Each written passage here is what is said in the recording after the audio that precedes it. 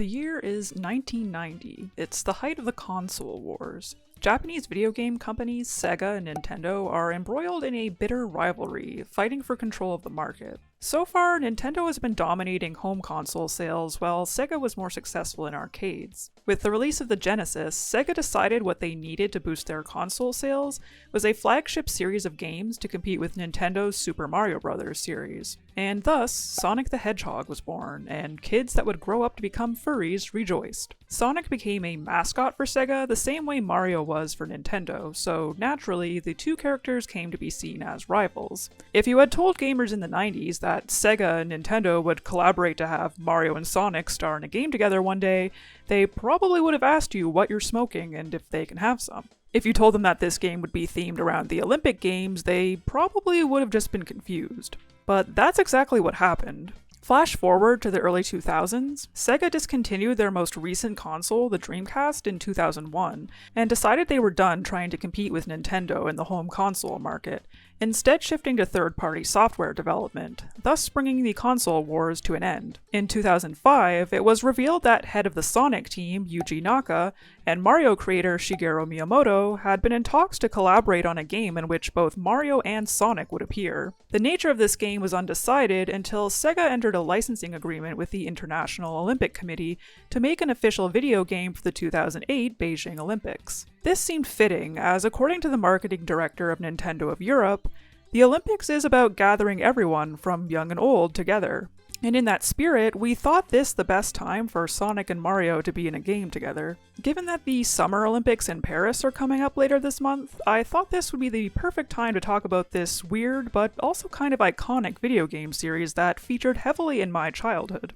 Mario and Sonic at the Olympic Games was released in 2007 for the Wii and 2008 for the Nintendo DS. The game was developed by Sega in cooperation with Nintendo, with Shigeru Miyamoto serving as senior producer. It is a sports party game where you can play 24 mini-games based on real-life Olympic events. The events are categorized into athletics, aquatics, gymnastics, archery, table tennis, fencing, and shooting, as well as two categories that are exclusive to each version: cycling on the DS, and rowing on the Wii. The events are played using motion controls and sometimes the nunchuck on the Wii version, and a mix of touchscreen and button controls on the DS. The event venues are based on their real-life counterparts in Beijing. To add some Mario and Sonic flair to the game, there are also dream events, fantastical versions of Olympic sports that take place in locations based on settings from the Mario and Sonic games, and featuring items from both series, like Koopa shells or rings. In some events, characters also have unique special moves, sort of like Final Smashes. Both versions have Dream Race, fencing, and table tennis, with the Wii version having one exclusive event, Dream Platform, and the DS version having 5, Dream Basketball, Canoe, Boxing, Shooting, and Long Jump. Players can choose one of 16 characters from the Mario and Sonic franchises to play an event as. On Team Mario, we have Mario, Luigi, Wario, Waluigi, Yoshi, Peach, Daisy, and Bowser. On Team Sonic, there is Sonic, Tails, Shadow, Knuckles, Amy, Blaze, Vector, and Dr. Eggman. They are organized into 4 categories: Power Type, All-Around Type, Speed Type, and Skill Type, and each character has varying stats in Speed, Power, Skill, and Stamina, although I don't know that these actually matter. In my experience, you can win the 100-meter dash just as easily with Bowser as you can with Sonic. There are 3 different game modes: Single Match, where you can play individual events, Circuit Mode, where you compete for the highest overall score in a series of events, and Mission Mode, where you have to meet certain criteria in various events for each character. In the Wii version, you can play against up to 3 other people on Single Match and Circuit Mode. The DS version has a separate Versus mode that allows you to play with others over local wireless or DS download play. There's also a gallery where you can play mini-games to unlock pieces of trivia about the Olympics, as well as classic pieces of music from Mario and Sonic games. Finally, you can view records set for each event. Despite both the Wii and DS's internet connectivity capabilities, there is no online multiplayer, but you can connect to the internet to upload your scores and times and view the leaderboards. Both games were commercially successful, topping bestseller lists for the year in the US and UK. In July of 2008, Sega reported that they had sold approximately 10 million units worldwide of both versions combined, and in 2010, the game won a Guinness World Record for the best-selling gaming character crossover. It It was clear people were excited about seeing these two gaming giants finally coming together. Despite this commercial success, reactions from gaming critics were more mixed. Some lamented that this long-awaited collaboration only amounted to a party game aimed at children that more or less served as an advertisement for the Olympic Games, rather than a game in the platformer genre that both series were known for. Others were critical of the finicky controls on some events, especially the Wii version's motion controls, or for some events not having much to them or being too similar to each other, making them not the most exciting to play. The DS version's controls received slightly more praise for being easier to use. For example, in the DS version of table tennis, you can control both your character's movements and swing, whereas in the Wii version you can only control their swing, similar to Wii Sports Tennis, occasionally causing you to miss shots through no fault of your own. Let me tell you, this game went triple platinum and won 7 Oscars in my household. 10-year-old me was over the moon when it was announced. I was obsessed with both Sonic and Mario at the time, and I also just really loved crossovers. Like, it always blew my tiny mind to see multiple things I loved come together. I was also really interested in the Olympics at the time. It was sort of a family tradition for us to watch them together, and at one point I even wanted to compete in the Olympics one day, which is funny because I grew up to have no athletic talent whatsoever, and I now hate sports. But anyways, I asked for Mario and Sonic at the Olympic Games for Christmas and received the DS version. I played the shit out of this game, especially during long car rides or at my siblings' soccer and hockey games. It was great because the game allowed you to create 3 separate save files so my brother and sister could play too. In fact, I believe it was Mario and Sonic that my brother was playing when he threw his DS at the wall in frustration after losing and snapped it in 2. He can correct me in the comments if I'm wrong, because I'm sure he'll be watching this. Despite my love for this game, I can admit that not all of the events were hits, so I'm going to quickly go through and rank them all. I'm only doing the DS version though because I never played the Wii version. First we have the events in the athletics category. For the 100 meter, all you do is slide your stylus back and forth on the touchscreen as fast as you can. The whole thing lasts about 10 seconds, so really not much here. I think I only liked this one as a kid because it is very easy to win. You will destroy your touchscreen if you play it too often though. Ask me how I know.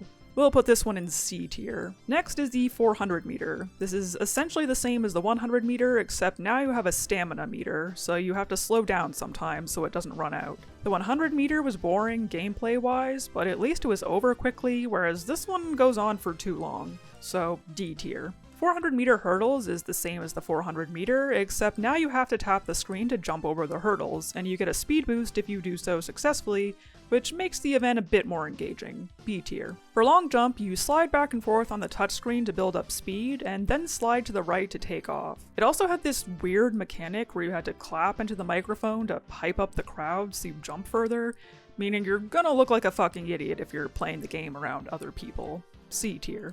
Triple jump is the exact same, except you jump thrice.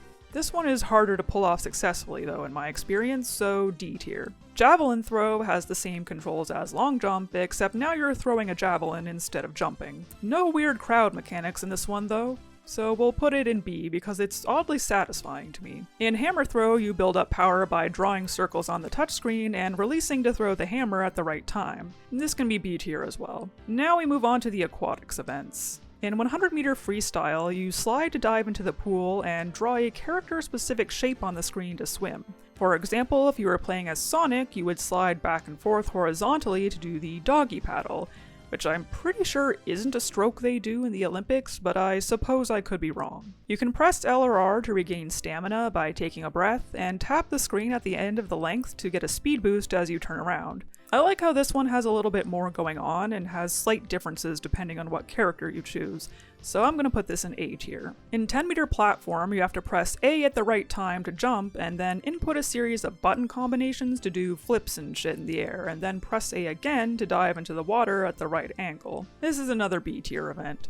That's it for aquatics, so now we have gymnastics. In Trampoline, you must slide up to jump and draw various shapes on the touchscreen to perform different moves, which become more complicated the longer you go. I used to be so fucking good at this one, I could go for ages before messing up. This is probably my favorite event in the game, so I'm putting it in S tier. On the other hand, I just could not figure out how to do vault correctly as a kid. You're supposed to slide up on the touchscreen to run up to the vaulting horse, tap at the right time to launch off of it, and touch the screen in a particular sequence to perform tricks, then tap to stick the landing. I was a bit better at it when playing it again recently, but it's still tainted in my mind, so it's going in D tier. The remainder of the categories only have one event each in them. In archery, you slide down and hold on the touchscreen to draw an arrow and aim while accounting for wind speed, then release to shoot. This one's actually quite fun, it's giving Wii Sports vibes. And I also used to be really good at it, so it's going in S tier as well. In table tennis, you use the D-pad to move and the A, B, X, Y buttons to hit the ball.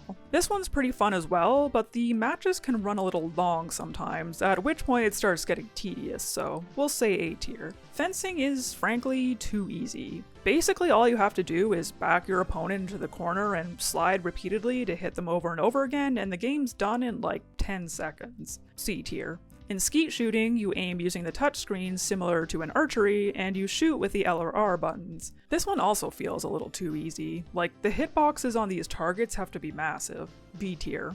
And last of the Olympic events is Pursuit Cycling. You pedal by alternating pressing the L and R buttons and move using the D-pad while making sure not to run out of stamina. I like the inventiveness of the controls, but otherwise the game just isn't that exciting, so C tier. Now we have the Dream events. First up is Dream Race. I quite like this one. It's kind of like Mario Kart but on foot, and uses a mix of touchscreen and button controls.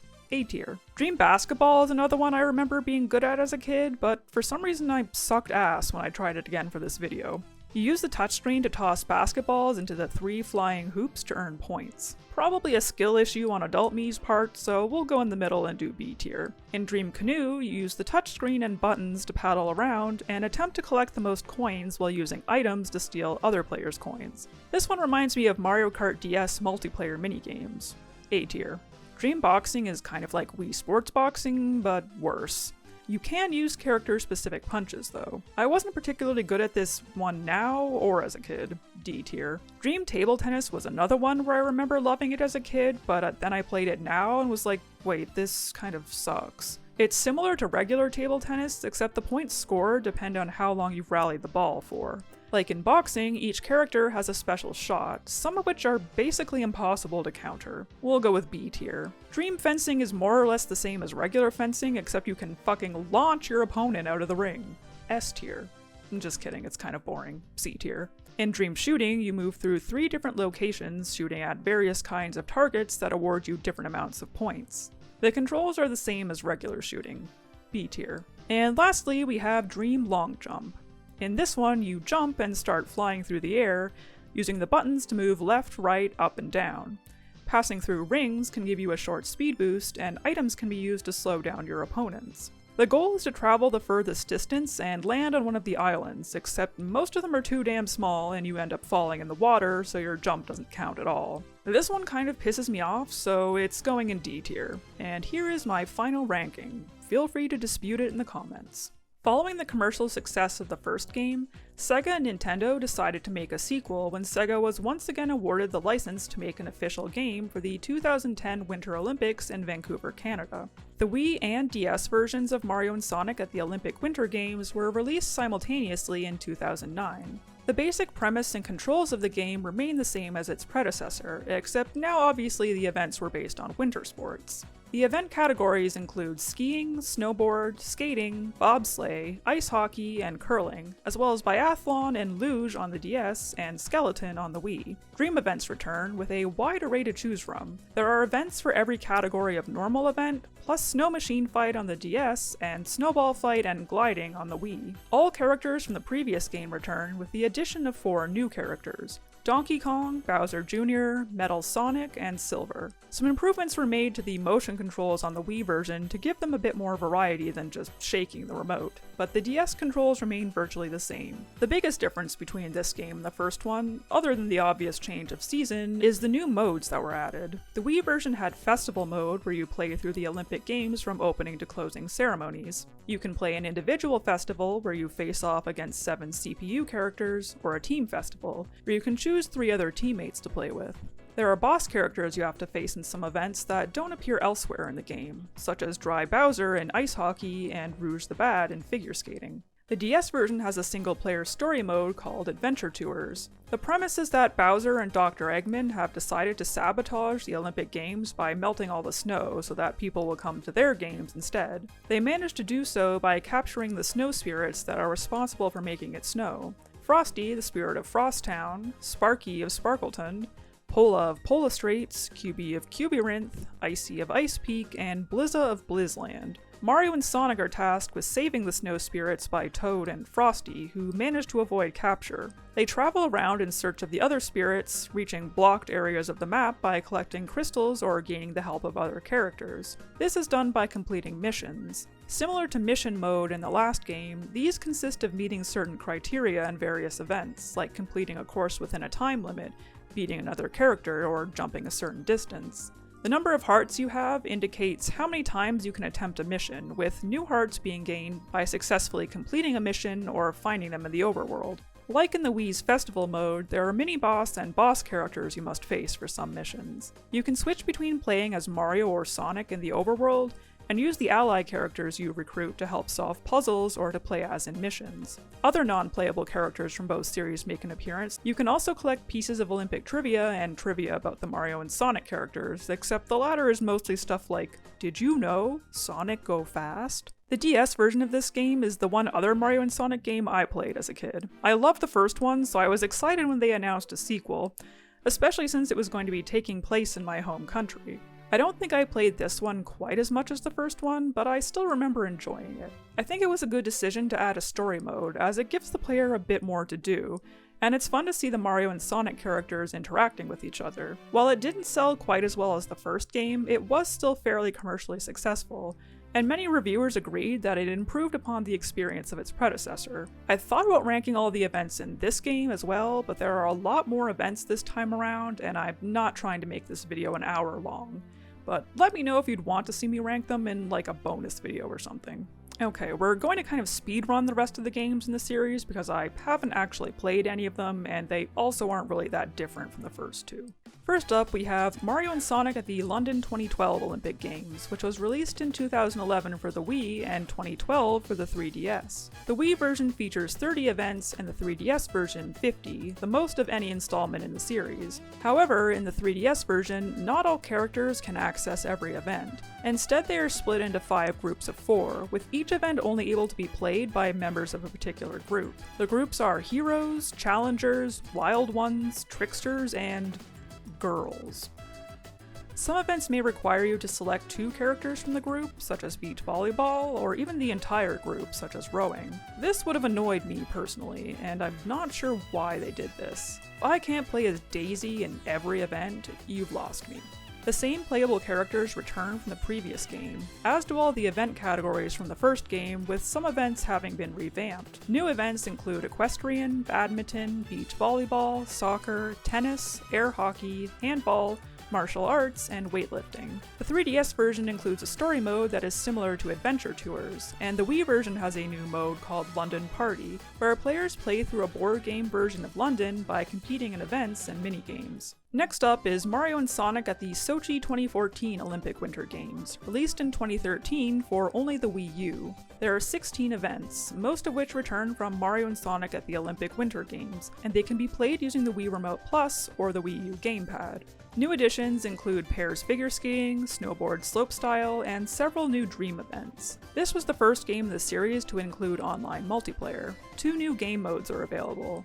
Legends Showdown, where you play through every event in the game, occasionally facing off against boss characters, and Action and Answer Tour, where you answer questions to score points while competing in various events. This was the lowest selling game in the series, likely owing to the fact that there was only one version and no one on Earth owned a Wii U. Except for my boyfriend, but his literally looked like this. This is also the last game to be based on the Winter Olympics. The 5th entry in the series was Mario and Sonic at the Rio 2016 Olympic Games, released in 2016 for the 3DS and Wii U. The roster of playable characters was expanded to 42, marking the first time new characters were added since Mario and Sonic at the Olympic Winter Games. Why'd they make the names of these so fucking long? In the Wii U version, all returning characters are playable in all events, but the new characters, called guests, are only playable in one. In the 3DS version, only Mario, Sonic, and Mii's are playable in all events. All other returning characters are playable in 2 events, while new characters are only playable in 1. New events include Golf on the 3DS and Rugby Sevens on the Wii U. There are no Dream events in this game, having been replaced with 3 Duel events, which honestly kind of sound like they're the same as Dream events, just with a more complicated points system. Motion controls were completely done away with in this game. Instead of a start menu, there's an area called Copacabana Beach, where you can walk around as your Mii and talk to certain characters to select the game mode you want to play. New game modes include Heroes Showdown, where you choose to play on either Team Mario or Team Sonic with the goal to eliminate the other team's players by beating them in events, and Road to Rio, the story mode on the 3DS version. The 6th and currently final game in the series is Mario & Sonic at the Olympic Games Tokyo 2020. Being released in 2019 for the Switch, it marked the longest gap between releases in the series due to Sega failing to acquire the rights to make a game for the 2018 Winter Olympics in Pyeongchang. All regular characters return, as well as some of the unlockable guests from the previous game and one new one, Toadette. As with the last game, guest characters are only playable in 1 event each, while other characters are playable in all events. There are 21 Olympic events this time around, and Dream events make a return, with some events using the Joy-Con's motion controls and others using exclusively button controls. New events include sport climbing, surfing, skateboarding, and karate, all of which were also slated to be new events at the real-life 2020 Olympics. There is a new mode called Tokyo 1964, where you can play 10 events in a 2D graphical style as 8 and 16-bit versions of a few characters from the Mario and Sonic series, respectively. This is also the first home console version of a game in the series to include a story mode. As I mentioned, there hasn't been a new Mario & Sonic entry in almost 5 years now. No games made for the 2022 Winter Olympics in Beijing, but this wasn't that surprising since there hadn't been a Winter Olympics game since 2014. I think a lot of people assumed we would get a Paris 2024 game, but the Olympics are happening in a few weeks, and obviously that game never happened. Neither Nintendo nor Sega have officially confirmed whether the series is continuing or not, but it seems unlikely at this point. There could be several reasons for this. Sales of the games had been declining basically since the first one was released. Critics and fans alike complained that the series was starting to feel stale. There weren't really a ton of new things happening from one game to another, and yeah, I think there's only so much you can really do with this concept. The novelty of having Mario and Sonic in a game together has long since worn off, given that in addition to these games, Sonic has also been in the last 3 Smash games. This series just doesn't quite seem to have the same staying power as Mario Kart or Mario Party. The Olympics themselves have also felt weird in the past few years. Of course, the 2020 games had to be postponed until 2021 for the first time in Olympic history, and even holding them in 2021 was a bit controversial given the pandemic was very much still going on. I had to Google whether they even held a Winter Olympics in 2022 because I genuinely don't remember that being a thing. The Paris Olympics haven't even happened yet, and there's already a whole separate Wikipedia page for controversies surrounding it, including but not limited to the decision to allow Israel and Russia to participate, terror threats, and other safety concerns, and worrying amounts of E. coli in the Seine River where some open water swimming events are meant to be held. Yeah, I'd sooner swim in Lake Ontario. I just feel like with everything going on in the world at the moment, people have more important things to think about than the Olympics. I personally haven't watched them in years, and I don't know many people who still do. It seems likely that interest in an Olympic-themed video game has waned significantly in the 2020s. I will always look back fondly on the Mario and Sonic at the Olympic Games series, and might still play the first 2 games from time to time, but I think it's okay to let the series end. I would love to see another Mario and Sonic crossover in the future, just maybe in a different genre of game. Perhaps an RPG like fans initially wanted. But until then, you can catch me landing sick combos on the trampoline while I fuck up my touchscreen. Did you play any of the Mario and Sonic games? If so, which one was your favorite? Do you think they should continue the series?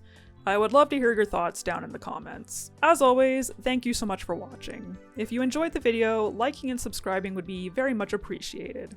I'll catch y'all in the next one.